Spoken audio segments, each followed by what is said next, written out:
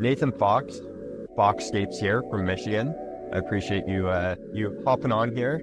I look forward to diving into depth about your story. You're super young, built quite a landscape empire already, and I'm sure you guys are just getting started out. You're only 23 years old, and it's very impressive to see all the stuff on social media, the projects you guys are doing, the team you guys have built. So I'd love to dive into here, and a lot of what you guys are doing, as we're saying before here, you do some maintenance, but mostly landscape design, build, hardscape, outdoor oasis, that sort of thing, which is super cool. And you started out very young, elementary school, high school. So that's awesome. I appreciate you coming on here, and we'll dive into things a little bit deeper now. For sure. So I'd love to, Nathan, share a little bit of your upbringing. What was that initial, those first few years, your drive? How did you first get started? Super brief, and the brief story from then until now. Just to paint the picture for everyone. Yeah. So I started cutting grass when I was 8. It's like second and the third grade. My parents had purchased it was a Toro personal pace. So the first mower I could actually use that would, I could mow with, as I was like 4 foot tall. So, so I started mowing the neighbor's lawn. My parents never really were like the allowance, like you get money every week. It was kind of like I had older sisters, they babysat, neighbors, and that's how they got their own money. And so I needed something to, keep myself busy. I'd always enjoyed being outside, and I've always, liked mowing the lawn or being out in the lawn, working in the lawn. And, my parents probably would say, I'd tear their little garden wall down 5 times a summer and rebuild it just to keep myself busy. And so, so then started cutting grass at 8. Just found a passion for it. Had a neighbor who was a mentor, who'd been in the business for 30 years at that point. And he basically guided me, told me really never to get into business. But I always wanted it. I always had an itch for it, and just made it happen. Bought my first zero turn when I turned, I don't remember what, I was in 5th grade. I know that. I bought it from a neighbor for $1,500. Paid cash for it, and just kept on growing, and now I'm 23, and seems like got a lot of things going on. So now we're pretty much, I went to Michigan State for a year, tried horticulture, really liked plants. It was during COVID, so it didn't really work out when it came to doing classes online. Told my parents, my dad, who's a finance major, and my mom's a PT, so both highly educated people. They said we need to go to college as their kids, and so I went to school for a year. Told them I'm going to take a year off, see what the business will do, and if it produces well, then I probably wouldn't go back. And so now 4 years ago, last month, I went full time in the business, and now we're here. So what did that look like, Nathan? It sounds like you were 19 at that point, and until then, was it just kind of like a side gig, like evenings and weekends? You were cutting lawns and doing some maintenance stuff. Like, what had changed when you decided to dive right into the deep end? Yeah, so I was running my senior year of high school. I had to be at school from 7:30 to 9 my spring semester. So I was there. I did 2 classes. Then I had online college classes I was taking at the time, but I was able to do those at night. So I was working most days, most of the day through high school. And it was mainly just me my senior year until I graduated. And then I had a couple college buddies that I went to school with, plus high school buddies that were working for me. But we were mowing probably close to 70 accounts plus doing landscaping when I was in college and in high school. And I really went full full speed, not just nights and weekends my senior year of high school because I had the flexibility because I made my schedule. So I'm serious from that point when it did get really serious until now. Like what were a few things if you're able to pinpoint it, whether it's the marketing or building the team, the culture to get to the point where you're at? Like that's very impressive. 4 years and you go from just a smaller business to doing 3-4 million annually. What Yeah. the I think the turning point for me was I was at Michigan State. I had to make a decision really. Um, you know, between my senior year of high school and my freshman year of college, I was going pretty hardcore, just working. Those were all those high school buddies. And it was really challenging. They're some of my best friends and people I'd known for years, but it's not like they were long-term employees. They were just high school guys who wanted some cash and they could make it work. And so I think looking back on it, the point at which it was like, okay, now we're serious was when I left Michigan State. And that was March of 20. I knew I had to do something. I knew I had to make it big. We had just rebranded to Foxscapes. We had this new vision. We had this new, we as in me, but I had this new vision and I wanted it to be, a place of work where people enjoyed and they felt valued and they felt like it was more than just a summer job. It was a career. So when I did that, I feel like that was like the first step. And we launched Foxscapes the week of COVID. It was like March of 20, and it was in the heat of it. And so, and then I had two employees who had been in the business for, I don't know, 15 years. They've been in hardscapes and they came to me and they wanted a job and I knew of them, because of another employee or friend that was working for me. And that was kind of like the leap was like, I was not the guy in the field doing the hardscapes every day anymore. And I was more of the guy that was making it happen, behind the scenes. And I think that was right around March. I think that was 2020, 2021, something like that.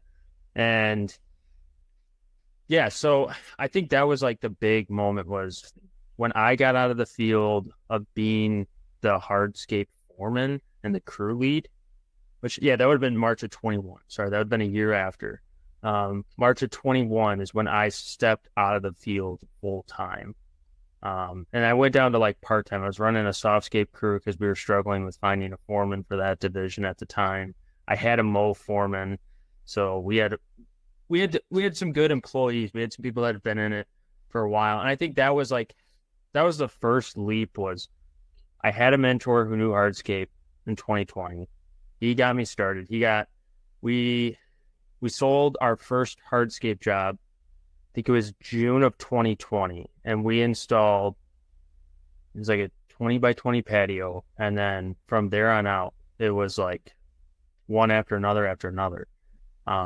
We got a snowball effect almost. Like once you did the first one, it kind of just started going from there, or how did you slowly start to, no, like you guys are selling like probably $500,000 jobs at this point, like the stuff. Yeah, we did more in sales between June of 20 and August of 20 than we did the year prior. It was insane. Wow. It was like, I think we put down probably 6,000 or 7,000 square foot of pavers that from June to that fall with one crew. And we were working 6 a.m. to 6 p.m. like 5 days a week. And it was me and two guys who had never done hardscape. And I was the hardscape crew, and then you had the two others, the maintenance. It was crazy. So that was 2020, 2021. That's when I hired the crew that ran their own hardscape. It's kind of a blur because it's crazy how it happened. But yeah, I think it was back to your like question of like when did it shift to like it got serious. It got serious in 2020. It was I have to make this happen because I don't really want to go back to school. I didn't really feel like I was learning anything. I had this company that I've been basically doing my whole life. And it was like, I got to make the jump. I got to make it happen. And so I put my head down and I just went. And fortunately, I stumbled around, upon the right people in the right place at the time. And those people made it happen for me at the time. And that just kept leveling up. And I think it was investing in the people too that helped. People were getting paid very well. People are getting paid very well at Foxscapes. You get paid for what you're worth. It's not like, I make $1 and they make a dime type of thing. It's, everybody needs to be paid what they're valued. And I think everyone here has that mentality of like, I'm getting paid what I'm worth. If I don't feel like I'm getting paid what I'm worth, there's a conversation, there's an open door to like talk about it. And it's not like a negative conversation. It's something that can be, hey, I feel like I want to make $25 an hour. Okay, well, that sounds like great. I want to make $25 an hour too, or whatever. And so, so then I created this employee advancement plan, and it basically outlined for everyone in our company, whether you were the guy on the trimmer or you were the highest level landscaper, you had a career path at Foxscapes. You could see the steps. So there wasn't a question of like, when do I get a raise? How much can I make here? Where can I be at? And I think that again, that was like another point where Foxscapes turned serious, was like, we were doing stuff that nobody else was doing in our market. Everybody can hire you in and say, well, I'll give you $20 an hour. And it's like, okay, well, am I being paid the highest in this position? Like, do I have no room for advancement? And here it's like, you know exactly where you're at and exactly where you can go. There's no like hidden pathway to get to where you want to be. So not to go off on a veer, but like, I don't know if they're like I said, there's a lot of things that have made Foxscapes what Foxscapes is. I don't think it was like one exact moment in time. I think it was a combination of just doing the right thing and willing to sacrifice when maybe others weren't willing to. That got me where I'm at, and then having the mentors and the connections and the industry, and then the community, just like always doing a good job, always being as like communicative as possible, always like trying to build a relationship with a customer, like not always worried about just the one sale, worried about like how we could benefit these people outside of just putting mulch in their beds. So You do your picture of it, right? yeah.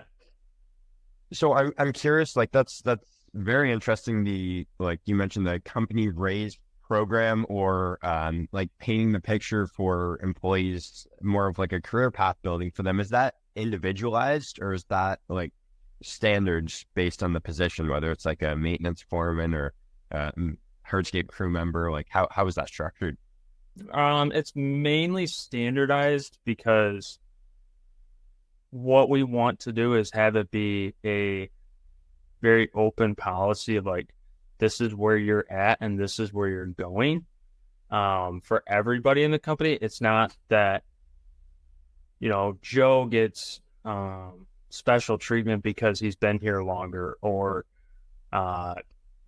Roger gets some special treatment because he's a friend, or there's no like, it's pretty standardized because I think it just makes it very clear. It's a very clear picture of where everybody's at and where everybody's going. I think it was easy for us to develop it on a like production staff model. So like the mowing or, like a landscape maintenance foreman, landscape maintenance crew member, uh, lawn maintenance, like the lawns, the landscape maintenance, and like the landscape construction. Those were really easy to do it on. I think the hard part, or where it kind of changes, is when you go from that type of position to like a manager position. That's where I think maybe it's more individualized, I guess, because a manager, yeah, a manager might have different. There's some challenges with, within management. Someone might have some special. We try to work with the employees. That's it. Hey, I want, if you've been here long enough and you're a manager, like, okay, and you have the skills, like, all right, we're gonna put you in the right seat that fits you, and it might not be a traditional account manager position. It might be, I'm really good at training and leading and working with customers, but maybe I'm not the guy that's logistically planning out all these job sites, or I'm not the guy that does the billing. Like, that's the designer. And so I think our top end management is really lean, so we all kind of work a lot of different seats. But I think it's just because we want the company to grow, so we're running lean and mean on the top, because that allows us to grow the company itself rather than, maybe our comfort level. Like, our management staff is pretty young. We think, we don't really all have kids. Like, I don't have kids. A lot of our management doesn't have kids. And if they do have kids, there's like, yeah, they got to go take care of it. But again, I think that, yeah, our management is just, it's lean and mean. That's how I would describe it. It's not a 40-hour week. We work like 6:30 in the morning until 8 at night, in the spring. So what does the management team look like, and what's been required from that side of the business to get to where you're at? And like, at what stages did you add like an office admin or a project manager, or like your sales and designer? Like, what I'm curious, and walk me through, but also the listeners as well, the guys just starting out, like, when what was those positions, I guess, needed to be filled? Like, at what stage? Was it a certain amount of crews or a certain amount of revenue? Like, what? Yeah, I think so. In my position where I was at, we had one hardscape crew. We were starting a second hardscape crew, and we had one softscape crew when I hired my first designer and salesperson. The year prior, I probably could have used one when I just had a softscape and a hardscape, just because I think we could have sold more hardscape if we had a designer at the time. But again, we were so busy, it wasn't really like, it was only our second year, or we were only a year and a half into hardscape. So like, we were kind of still testing the waters, understanding how the market worked and how to bid jobs. And I don't even think we really honed that in until we had our designer. But I'd say, like, yeah, we were going in with 3 landscape crews. And then when we went to 5 landscape crews, we hired our second design / like assistant for the designer, who was also running my tree farm at the time and does run my tree farm still. So he's kind of running 2 roles, because designers are hard to find, especially with the right personality, because there's a fine balance of, like, you're a leader in a company and you're leading these crews, and you have to, tell them what to do, but at the same time, you're working for these crews as a designer. Like, you have to earn the respect. and you have to be humble. You got to be willing to acknowledge not only your, lack of maybe understanding on a job site or whatever it is. There's a lot to being a leader. And so we've been very slow to hire managers and designers, project managers. We hired on our project manager or production manager is what we would really call them. That was when we had 5 crews. He was doing that. We had our second. So we had a designer and we had a project production manager when we had 5 crews. And then our mowing, we had a manager come on this year, which is because we have 4.5 mow crews, as well as she's mowing still. I mean, it's not like they're in the office all day. And then we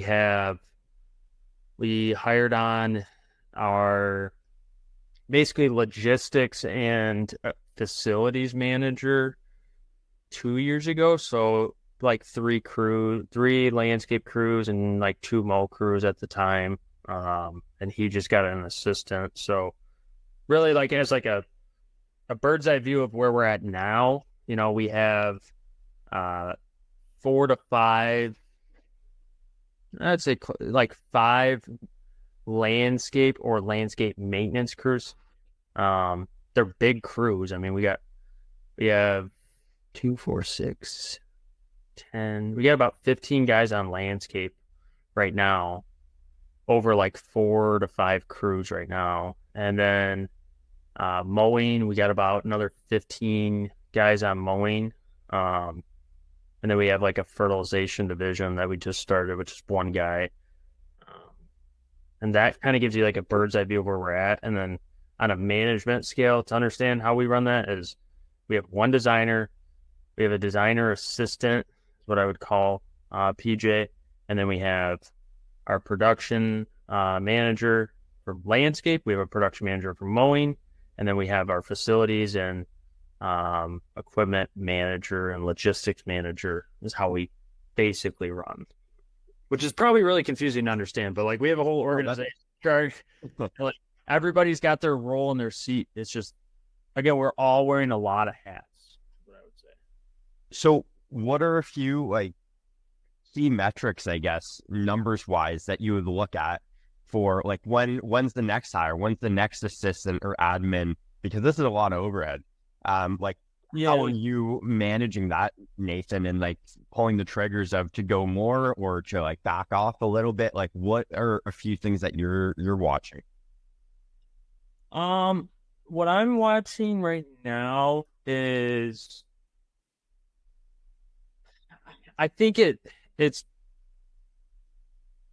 I don't know if there's a perfect metric to say like this is when I would hire. I think the way that I've run it is always like, we just go until we can. And then it's like, all right, we got to do something, like, right. Yeah.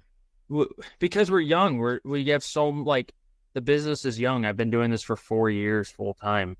We went from myself and a mow crew 4 years ago. So you're talking like 4 guys 4 years ago to now like pushing like 35 plus employees. Like there's a lot that I still don't know at this point. I know what's worked for us. I don't think it would work for everybody. I think we have a very unique position with the people we have. We hired some really good talent, and I think it really comes down to like, I'm an opportunity grabber. And like, if something comes out, like our designer, when I hired him, I already had hired another designer. I technically had 2 designers for like a week.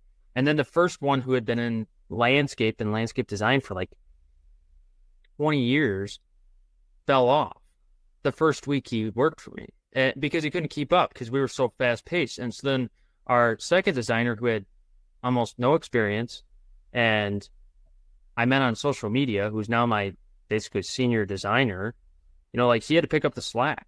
And so, and if you ask him, like he would say like a comfortable number is like if you're doing 3 landscape crews, that's probably an average for one designer. And I think that would be like, if you're looking at like a revenue wise, like in our market, a standard designer should be able to do like on 3 crews, they should do close to, I would say 1.5 to 2 million on 3 crews. Somewhere between 5 and 800,000 per crew. And depending on the site size, the type of sites you're servicing. I mean, you're from Toronto, right? Yes. Yeah. All of our stuff is fairly small compared to what Fairly small. Like I sit on, our shop sits on 53 acres. Like, and that's not what you have in Alberta. Not at all. Or anywhere like in Toronto, you don't have that in Toronto. Like shops are small, lots are small. The type of work, you're doing a lot of money in the small square footage. So Definitely a different game from what the definitely a different game. Like last year we put in like a 1 acre putting green pond, artificial turf, tee boxes, and like it had like a 300+ foot drive to the green. Like it was insane. And that was like, that's probably more than like 5 houses that he would work on. Like this is like this guy's little corner pasture that he turned into his own personal, golf oasis for his own enjoyment. So, yeah, I think if you're asking like numbers, like if somebody asked me who was my age 4 years ago and asked how they get there or when to hire, I don't know if there's a right answer. I think you can stretch yourself really thin running 2 crews and being the owner. I think having someone to help when you have 3 crews it was good for me. It worked well for me. I don't know if it's for everybody. I think now what you're saying, Nathan, is spot on exactly what we've done. We last year we had like 2 hardscape crews and 1 maintenance crew, and I was doing everything myself. And then this year we're now at 4 crews. We're doing 2 hardscape and 2 maintenance. And you're right. Like I was just tapped out, so we brought in project managers, like operation guy, and then also sales guy. So I think what you're saying is like fairly, it's probably pretty on the. Yeah, I think most markets is probably pretty close to that. I think. Yeah. I don't know. I think it's really hard to like say that there's like an exact number, an exact situation that this is when I would do it when you hit this job. I think it just depends on the market you're in and how much you want to do.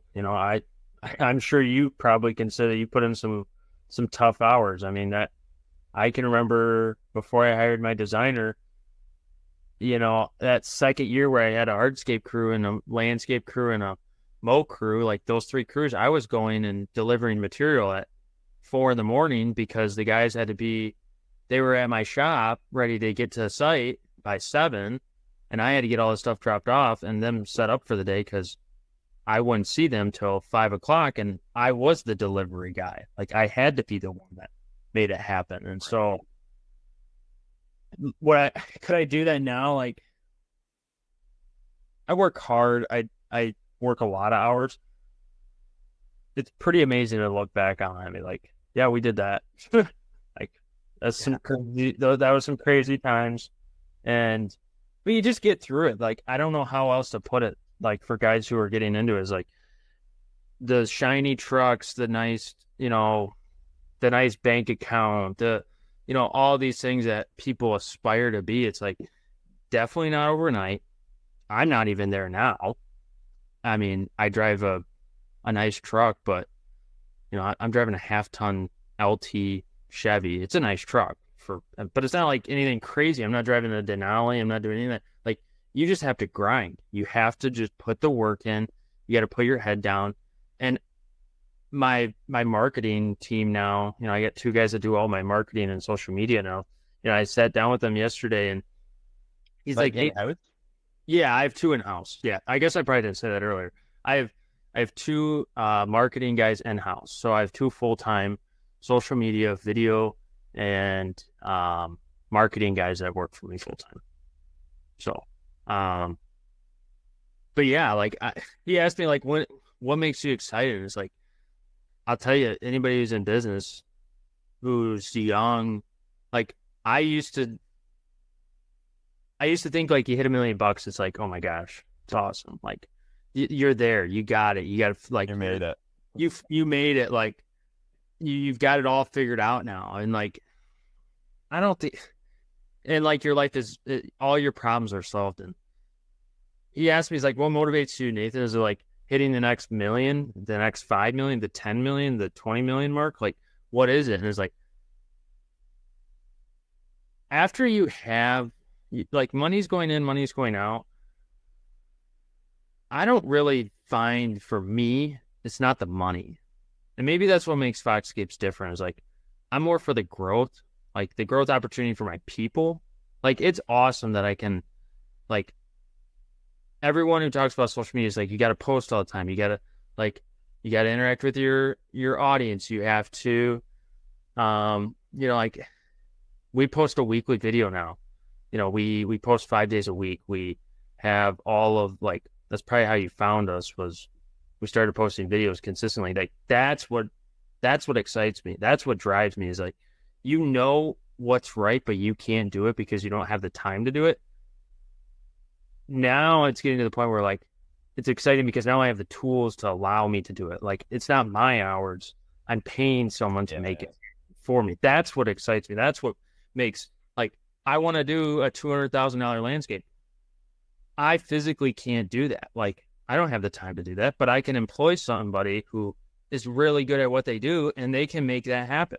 And that's what's exciting. That's what I think, if you're a business owner and you're young, in your 20s or 30s or whatever you are, and you're getting started, it's like, what really excites you? What makes, like, I think that was a great question he asked me, like, what excites you? And if it's money, you're not going to last. Like, money is only good for so long. Like, there will always be money, but, like, if you're always chasing a buck, you're never going to catch it. you're never, and always chasing the next thing, right? Like, it's more like the process or the purpose behind it is what you just alluded to, like how important it is. Super cool. What are you in love with? Like, are you in love with the money idea? Because if you are, like, there's going to be times in your business, and there's times even in my business, that, like, it gets hard. Like, it gets really, really hard. And there's, like, days that just beat you down. Trucks get hit. Clients are upset. Money's tight. You lose your ass on a job. You lost a bid. Like, like, there are times where you have to scrape the bottom of the bucket to find just one little piece of hope to keep going. And, like, but if it's money, that bucket's going to run out. Like, there is none of that. And for me, it's like, there's really hard days.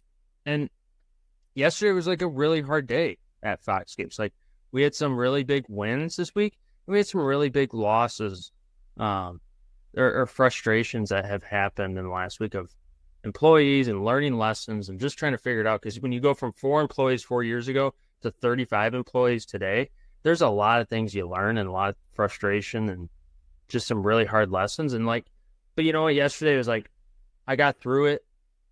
I love my job. I love my company. I love what I do. I would never trade it, because I love the process. I love the people. If I loved the money, like, if all I was here for the money, then yesterday I would have, like, probably quit. Like, it was not a, like, it just happens. It's how it goes. And you have to learn how to rebound also as an owner, of, like, when times get really hard, it's finding the little light that keeps you going, and finding the reason why you keep doing it, and keep doing it, like, really well. Like, I think like yesterday, like even today, like I was meeting with my designer and I had this conversation with them. It was about a customer that we're doing now probably close to 60 plus $1,000 in work. And 2 years ago, we were working with the same customer and we lost our rear. I mean, it was a $6,000 little landscape and it turned into a nightmare. It was a really like poor planning, poor execution, um, poor budgeting. We were young, we were trying to figure it out, and it was like, wow, we're never gonna work for this customer again. Like these people are crazy. This is nuts. This is not gonna work out, and like we're just gonna cut our losses. And it was, but at the same time, we're like, we got to finish strong. We got to get the job done. As much as it sucks right now, like we just have to get it done. We have to do the right thing. We stand by our word. We stand by what we do, and we got the job done. And we didn't make any money. We probably lost money in that situation. And now looking back, as like, gosh, that was as much as it was so bad back then. What we were in, it is now turned into one of our probably better clients. Super. As you did the right thing and You each did it. you do the right. You always do the right thing at the end of the day because you never know when it's going to come back, and maybe it won't ever come back. There's people that you work for that maybe they don't value what you value, and maybe the job really never turns out the way you want it to, and sometimes it doesn't work, but at least and I always know at the end of the day, like we tried our best, we did our best, we gave them the best product, the best service that we could at the time, and we move on, and like we feel good at the end of the job, like we did everything we could, and it will come back. Whether it's with that customer or with another customer, you always learn. So I'm like you just alluded to a few minutes ago of how quickly you guys scaled and grew, and how like the systemizing and figuring out the processes and systems, like how quickly that has to happen, whether it's like standard operating procedures or showing employees what success look like through KPIs and that sort of thing. Like within your organization, what are a few ones that have stuck out that you that have made the biggest difference, I guess, within your growth? I think our sales process is probably the I want to say the best in the area. I think it is. I think we created a sales process that is so I think it's so focused on the customer. And I think it's so focused on actually like what people want today, which is like they want to meet with you, they want to get it, like they want to know what's going on. And I think our communication and the way that we sell, I think that is a huge portion of what has scaled it really really fast. I think the other one is I think the accountability factor of like guys understanding what the job really is. Like this is how much money's on the job. Like we're pretty transparent. They know what the job is. They know what the job cost is. They know how many hours are allocated. I'm not cutting them hours. Like they know what needs to be done in the time that they're given, and they know what, like, we're not hiding anything, which is probably really good for both the like being transparent with them. Just be really transparent. And then like I think the other thing that we've done in the last year is like because we grew so much last year, like one of the biggest problems if I asked any of my managers last year is like, what did we do poorly on? And I think everyone would say we are so good at communicating to our customers about what the expectation is, but we are good at communicating the expectation to each other internally or what's going on internally. And so we went through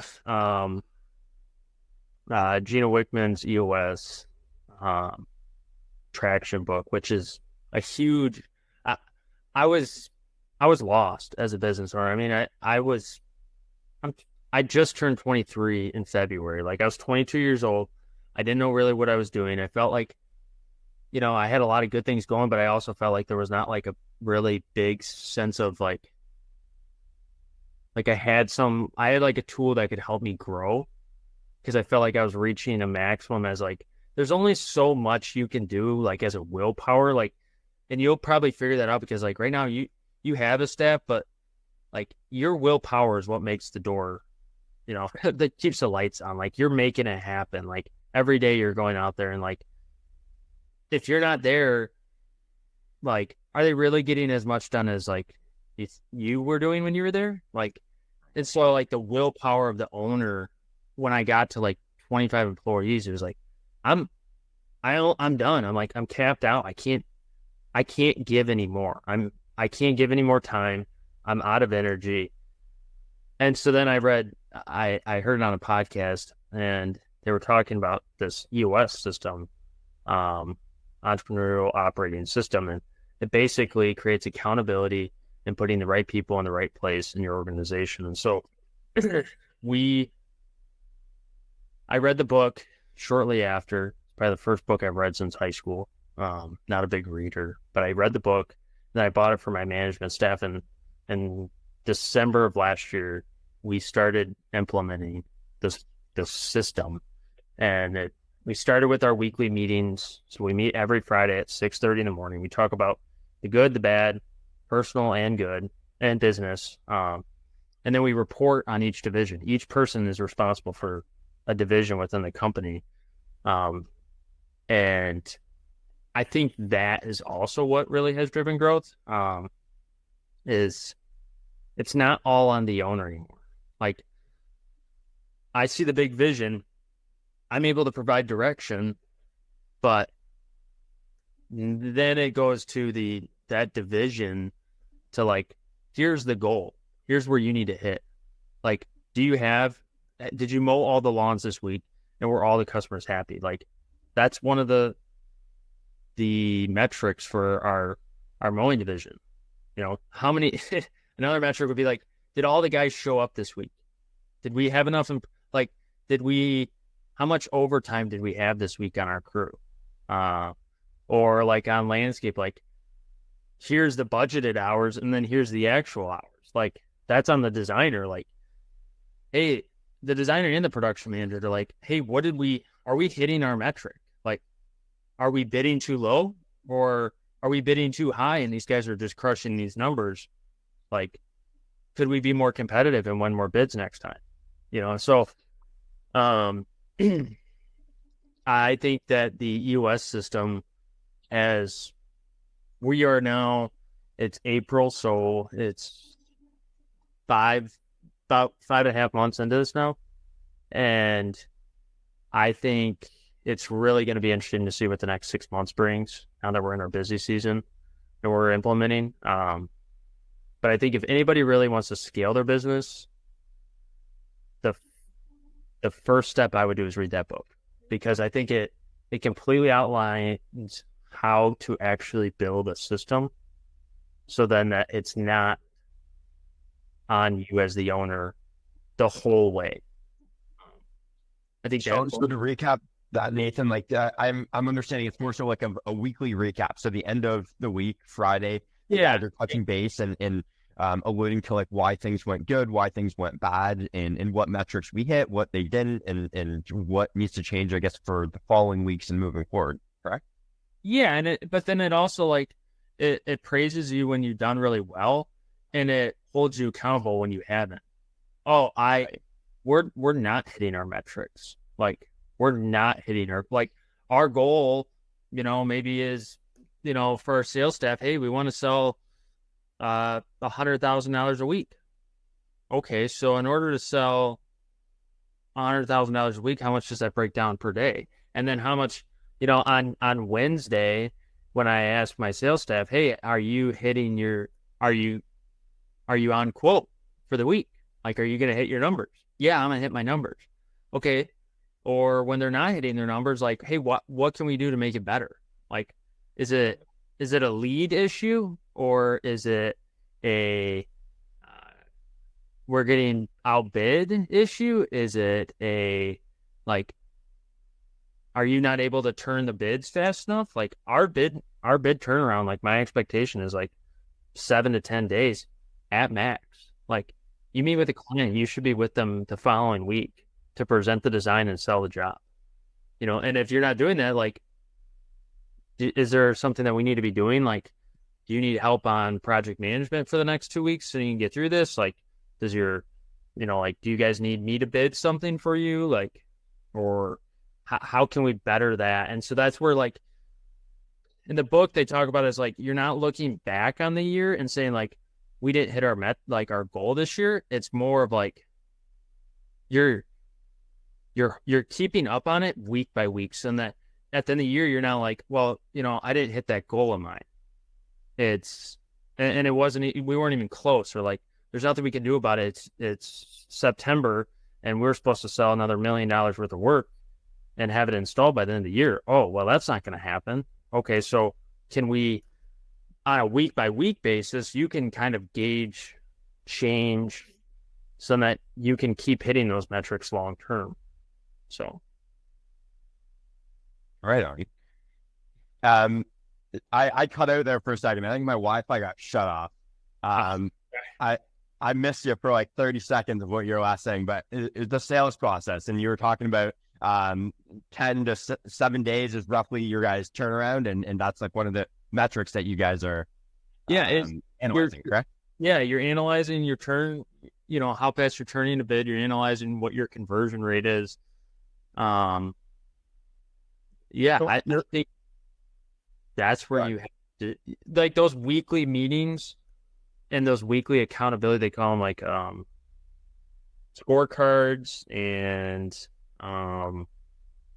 then we like I said, we report on each division. We have issue logs. So like, hey, this issue with this employee is, or this like on our issue log last week was like, we need to get our guys out of the yard faster because time is money, and I'm not getting paid for them sitting in my yard when they clock in at 7 and they're here at 7:30.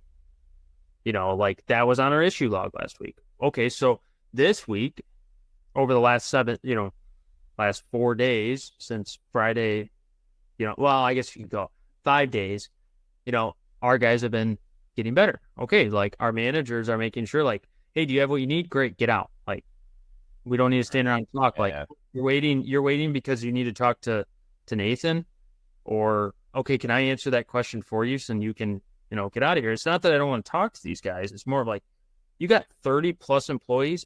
A minute is 30 minutes. 10 minutes is super quick. Yeah. That's a good way to put it. And I'm sure like many guys completely overlook that, of like how fast things can get out of hand, whether it's the shop time, the yard time, whether it's lunch breaks, whether it's your routes are for maintenance and you're traveling, or even for design build, like Home Depot trips or supply runs, like how much that actually costs us. Like not only the time to go there, but the lost opportunity cost of your foreman not on site producing. Like, correct, just to go get a hammer probably cost you, $200, right? Yeah. So I'd like to like the marketing and sales side of things, like your sales process. Do you mind diving into that a little bit? Like, what does it look like? A client reaches out to you, you get this lead, your sales team. What does that look like? Yeah. So what's going to happen is you call Foxscapes, you're going to talk to, you're going to talk to me, or you're going to talk to Luke, our designer. And we're going to go through and start, weeding out, customers if, they're shopping price, or if they're calling around. We're going to start asking questions that, nobody wants, like, I'm not going to waste their time, and they're not going to, we don't want to waste our time. Yeah. So we're going to start talking about price. We're going to start talking about what they're looking for. Hey, I need a patio. Okay, well, how many square foot are you looking at? Well, I don't really know. Well, do you know like roughly like the dimensions? Because some people don't even understand what area is. Like, okay, no, it's 10 by 20. Okay, so it's 200 square foot. Okay. All right. Well, a patio of that size generally is going to go for X price. is that something that you're interested in? Oh yeah, that's like 3 times what I was looking at. Okay, well then that weeds that out. But when they are, it's like, yeah, okay, that makes sense. I was thinking it'd be somewhere in that price range. Okay, so then we're gonna start talking about design and what they're looking for with the property long term. Okay, so now they're, we kind of have pre-qualified not only the customer, we understand kind of what they're looking for before we come out there, and then we're gonna schedule an appointment. We're gonna sell them a design. We tell them the pricing of the design prior to showing up. Designs are not really that much money. We do it more as a screening process and at least cover the cost of our time to go out there. We're not making money on the design per se. We'll go out there, we'll measure it, we'll collect a deposit for the design, and then we're going to schedule that same day the follow-up meeting. So it's not we're coming out there, we're going to measure, and we'll call you when the design is done. We're going to go out there, we're going to measure, we're going to follow, we're going to have all of the parameters figured out. So we go back to the office, we're going to design it, and we're going to present it in a week from now. So, And is that in person? yep, that meeting is in person. And then when we present the design to the customer, they have a design, they have pricing, and they have a timeline of when the project can happen. And so with all those three things, then it's like, okay, you have a little bit of a revision. If it's minor, we'll do it at your dinner table. We have the computer. Right. We're not printing the designs, really. I mean, we'll print them on 8.5 by 11 and give them to you in our presentation binder or folder. But we don't print like big scale designs in our market. And then we bring the computer in. If, hey, I don't like this plan. Okay, let's swap it out right now. Like, you got to keep the customer interested through the whole process because they're riding that wave. And if the wave runs out after like 10 days, there's no excitement. There's no motivation to like, I called that guy and he was supposed to do this and I still haven't heard back from him. I guess we're just going to wait another year. Like that's generally how it goes. But that's our sales process. That's how we design, we sell, is we're fast because this market and this world is no longer there's no patience. When they call you, they wanted it done yesterday. And so we take advantage of that. And that's why I say, like, we run really lean and we work really hard. We work really long hours because we're doing stuff that no one else would do. Like, an average designer is not going to have you a design, a price, and a timeline within 7 days. I mean, most people are 2 to 3 weeks out before they even get back to you. So From a marketing perspective, what has worked for you and what do you track? Like, if you have them, great. And that'd be love to hear it, like metrics and customer acquisition costs of measuring what's working, what's not working. Because I see it all the time, like not only landscapers, but contractors blowing money just blindly on marketing because they don't know what works. So what are maybe a few systems or at least a few things that have really well worked for you guys? yeah, I think what works really well for us is we started like a year ago our project walkthrough videos. So at the end of a project, we'll send Luke, our designer, out to the project and he will walk through the whole entire thing. The videos are generally 2 to 10-minute long videos. And we post them on Facebook and YouTube and some on Instagram. Instagram is more of our business to business, like me and you. Our Facebook is more local and people that in our work, but we'll walk through the whole project. We'll talk about the product. We'll talk about the plants. We're going to talk about the utility of the project. We're going to talk about what the customer wanted and what they got, and maybe like the forethought of the design. And then we're going to show you the full project. We're going to walk you literally through the whole entire thing. We're not hiding any corners. We're not hiding any of it. And that I think works really well because people who are interested in $100,000 landscape or any sort of landscape, big, who are serious about working with us, are going to go on our Facebook or on our YouTube, and they're going to start, they look up our name and they're going to start seeing these videos. And oh, okay, so they have done a project like what I'm looking for. I can describe what I want to Luke or Nathan over the phone when I'm calling them or emailing them, And then Luke can do that the same thing when he's selling it. Hey, it sounds like you want this type of patio. Okay. Well, we did a patio similar to that, or we did a wall very similar to that. Here's a link to the video of this project walkthrough we did last year, a very similar project. Does this seem like something you're interested in? Yeah. And I think I can at least on my personal account, working with customers, can think in this last 45 days, I've probably done that 5 times, and we've sold just about every single one of them. Because that's amazing. That's way bigger of a scale than what I was looking for. But it's sweet that you guys did that type of outcropping wall. I want that, but at a smaller version in my backyard. Okay, cool. Here you go. Here's the project. Right. So Good. Listen, I don't want to take much more of your time here, Nathan. To wrap this up, the last question. I'd love to hear like hard knocks or lessons that you wish you had known or would have propelled your growth trajectory if you knew them a little bit earlier on. What are a few ones that are able to stand out for you? I think the biggest thing that I, in the last year, looking back, have learned and wish I learned earlier would be accountability of your staff. Don't let feelings or emotions or relationships get in the way of accountability. Accountability is everything. Accountability is what builds your team and what keeps your team. If you're not accountable for them, then there's no reason why people would work hard. Because if Joe's not working hard, John's not working hard. And so nipping that in the butt in the beginning is huge. And making examples out of people like, you messed up, I'm gonna make sure you realize it. Like, and when I mess up, I'm gonna make sure everyone realizes, like, I messed up, here's what I did, here's how I fixed it. Or like, hey, this guy's not working out. Not keeping that guy around just because you need a body. Oh, John sucks, but he can make it happen. Like, it just takes him 3 times as long, and he takes a lot of breaks, and he's really not like in a great mood, and he's got a poor attitude and a poor personality. Oh, okay. Well, that doesn't bring anybody up. That doesn't keep the team like motivated. Nipping that in the butt, getting rid of those type of people, or at least having conversations with those type of people and say, you're not holding up to our standard. Holding people to that, holding them accountable.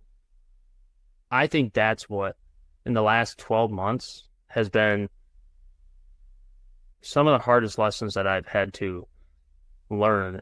And it's been some of the hardest conversations, because if I would have brought them up sooner, maybe those relationships would have lasted longer, or those relationships maybe, those problems would have gone away if I brought them up sooner. And, so I think that's that as a business owner and as someone who's young, it's really hard, because you might be the youngest. Holding handcuffs, right? Yeah, you're holding handcuffs, and you're like, you struggle to get, you want to earn the respect of these people, and you want to be, you kind of need them in the beginning. You kind of need those people to get you through, at the time when you're growing. But looking back on it, I think we would have been far more ahead if we would have gotten rid of those bad apples earlier. Like right away. We would have kept some people who were really good in our organization who left because of them. And I think that was like the moment that we realized, was like, okay, we got to do something. That was about a year ago. And I think it's worked. It's been great this year. Like, it's really hard. It's really, really hard to hold people accountable, because you don't want to be the mean guy. But I'm staying really hard on holding these people accountable this year, and it's been working really well for us. So good.